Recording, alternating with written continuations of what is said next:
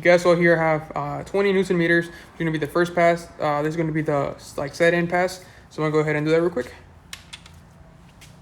Oh, and real quick note: if you're using a torque wrench like this, I'm using it's E12, and I have a 1/2 to 3/8 adapter.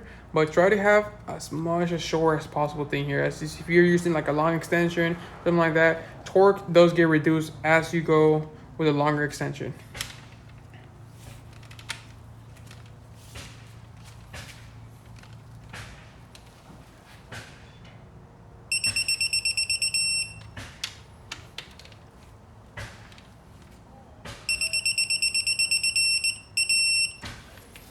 Okay, so up next, what I'm gonna be doing, I'm gonna go ahead and do, let's see, 70 degrees.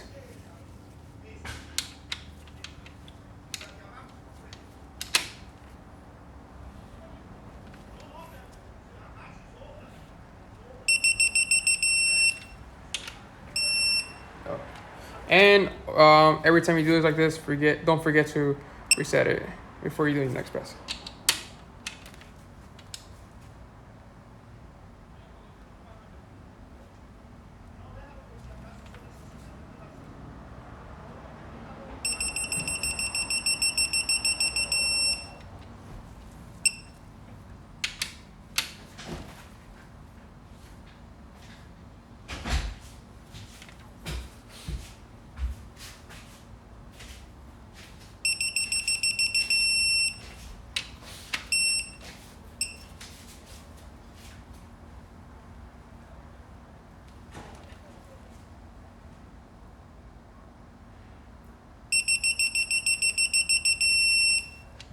And so after doing your 20, 20, then doing 70, and then doing 2 passes 70, you're gonna just go ahead and back them off completely, and then you can go ahead and read the plastic gauge measurements. And you can kind of see part of the mark in here, but what we're gonna read is gonna be the mark down here. So I'm gonna put it to the side for now. So now that I'm done removing the cab, you guys can see the mark on here from the plastic gauge. Just so I can show you can see that with the light. There you guys go. See a little better. So I usually do it in thousandths of an inch. So you can see right there we have a gap of or clearance of 2/1000ths of an inch, and 2/1000ths of an inch transfers over to roughly 0.05 millimeters. And if you guys check on the other side, that's exactly what we have going on. It's going to be that line right there, which is marked as 0.051 millimeters. So, and this is the exact same measurement that I got all the way across, and that is that just confirms that the first time when I measured my crankshaft journals, and they were all within spec, and they were all same measurement all the way across. So now once I'm doing the plastic gauge and I got the same measurement for all of them, the triple confirms that this crankshaft is in good condition and the McLarens are going to be good. Compared to OEM, it does look like I'll be running a little bit on the looser side, but it's still within spec. So what I'm gonna go ahead and do now is I gotta clean this surface right there. I gotta get rid of that plastic gauge residue, and I also gotta get rid of this plastic gauge residue. What I find that works really good for this is gonna be they're using brake cleaner, which I actually don't have at the moment. But another alternative you guys can also use is going to be PP Blaster or probably WD-40, as a chemical in them will actually break this down and actually clean it up fairly easily without putting too much effort into it and potentially scratching the shell or the crank. So I'm gonna go ahead and show you guys how I use PP Blaster to wipe this surface off real quick. So I don't want to get PP Blaster all over in there. So what I'm gonna go ahead and do with a new rag or a new microfiber towel, I'm just gonna spray some onto here, get it pretty nice and soaked. And it doesn't take a whole lot of effort. What you're gonna have to do is just rub it down, and after a little bit of rubbing, going back and forth, wiping it off, and then drying it off with the dry part. Now there is no longer any residue at all from that plastic gauge. And on the shell side, you can actually go ahead and spray it, since you're not getting anything really in there, which is what I don't want to get PP Blaster in there. So just spray a little bit in there, get your microfiber towel, and then just wipe it off like so, 3 times. And you can see that shell is completely clean now. There's nothing on there. The only thing I'm gonna go ahead and do now, it is going to be dry it off with a dry part.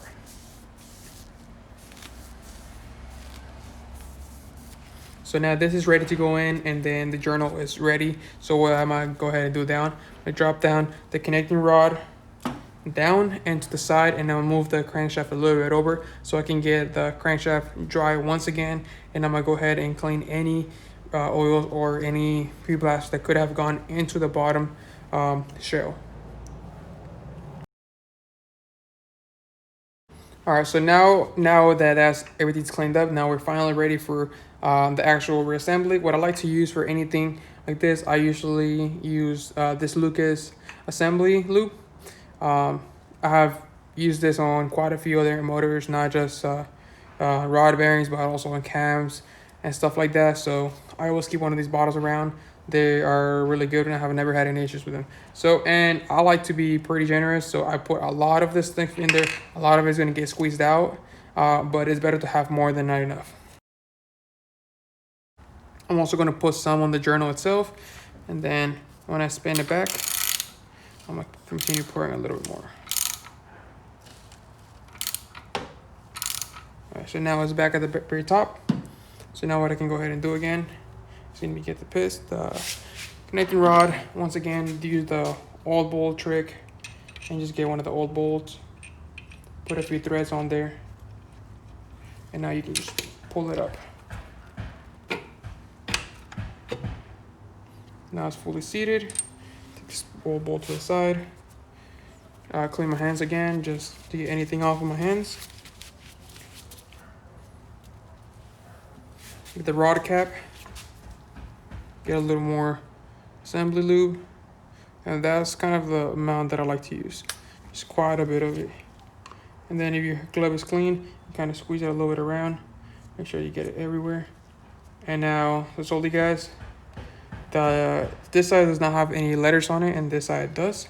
There's a letter that matches it, and then it's going to go onto the intake side. The letters go towards the intake side. Then the cap goes to here. Another thing you can also tell, there's a lettering right here. For example, this is F1. All the letters are going to be reading off this direction. If you have the engine backwards, or even if you're underneath the engine and you're looking up, you should be able to read the letters. The bottom of the letters are going to be pointing down towards the back of the engine. So I'm just going to sit that in there. And then, so these are my brand new bolts that I have. These have not been torqued or anything. These are brand new bolts. So I'm going to go ahead and just put one in there for now. And then once again, like always, you want to lube these bolts up. So I'm going to put a lot of oil in it. Just you want to get as close to an actual torque spec as you possibly can. Because if you're not using oil, what you can actually create, you're going to create friction. More friction than needed while you're torquing it down, and you can actually get a inaccurate torque rating. So I'm going to pull this one back out, put oil in it. If you have a bucket of oil, or you can have like a cup full of oil, you can also do that. A lot of people recommend going that way. They don't use assembly lube. Well, they'll just do it. They just have a bucket of oil, and everything before it goes in, they'll soak it in a bucket of oil, let it sit there for a little bit, and then they'll pull it out and right away assemble it. That's another way to do it. But if you have some assembly lube, go ahead and do that. That's that way that I prefer doing it. Just clean your hands off again, and then just gonna go ahead and get them in by hand. And it's gonna be the exact same torque procedure I did when I was doing the plastic gauge. You're going to be looking at 20 Newton meters. Then after 20 Newton meters, you're going to be doing 70 degrees. After 70 degrees, you will do another 70 degrees. So, outside, clean this off. And now I'm going to go ahead and start doing the torquing procedure. All right, so once again, I'm going to go ahead and start off with the 20 Newton meters.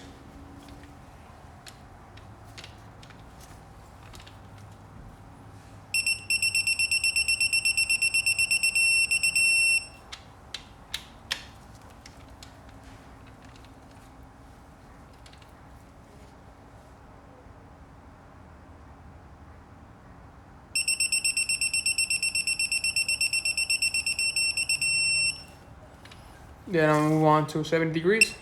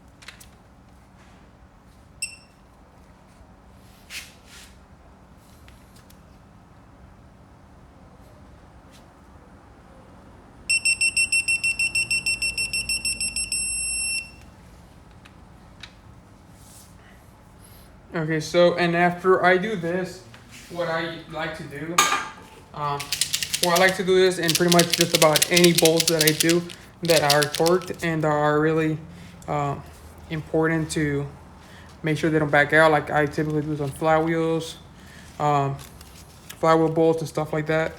Uh, I will have like a marker, a yellow marker, and I do like to put a mark on the bolt itself.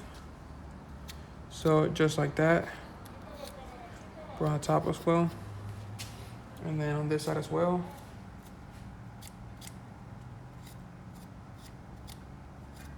Not only does this let me know if I'm really starting with one of them or if I'm doing multiple at the same time, that I'm already done torquing them and they're ready to go, but also in the near future, if I ever have to do an oil pan gasket installation on this because it's leaking or whatever happens, well, I'll tap the oil pan off. It would be really quick. I can take a quick peek and make sure that these have not actually traveled, that have they backed out by themselves or anything like that. So yeah, the really important in this, you don't want them backing out. So if by doing this, if I do take the old pan later on for something else, I can make sure that they didn't back out. And if they did back out, well, at that point, I would get new bolts and re-torque everything. But this should be just fine how it is. Now all the connecting rod bearings are installed, so this at the bottom end of this motor is completely done. What I still have to do is still going to be doing the guides, which that'll be in the next video, and I'll still have to install some new lifters, and I'm gonna have to do the cam ledges install as well. I'm gonna be replacing the seals on them, so that's probably gonna be part 2 or part 3 of this reinstallation or reassembly. But for this video, this is gonna be it that I have for today. So you guys made it to the end. Once again, thanks for watching. If you're new to the channel, go ahead and subscribe so you don't miss out the upcoming videos that I have, not only on the reassembly, but just the car itself. Eventually, once it's done, I will be getting it tuned and taking it to a dyno, so you guys don't want to miss out on that as well. So you guys, thanks for watching, and see you guys next time.